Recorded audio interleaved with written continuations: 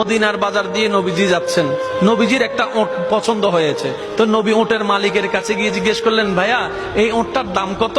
ওই দামাদামি হলো, নবী সে দামে কিনতে রাজি হলেন, কিন্তু নবীর কাছে তখন অর্থ ছিল না। তখন নবীজি ওনাকে বললেন, আপনি আমাকে ওটটা দেন, আমি এখনই গিয়ে আপনার সেই প্রাপ্যটা পাঠিয়ে দিচ্ছি।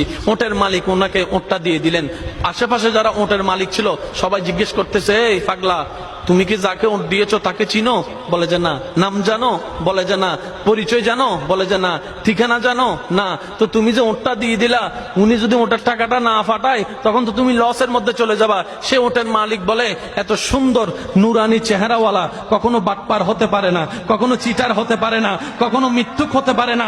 ওনার চেহারা দেখেই তো আমি ওট বিক্রি করার আগে মনটাই বিক্রি করে দিয়েছি, মনটাই বিক্রি করে দিয়েছি, মনটাই বিক্রি করে দিয়েছি। তোমরা যাই বলো, আমার মন বলে উনি আসবেই আসবে, টাকাটা পাঠাবেই পাঠাবে।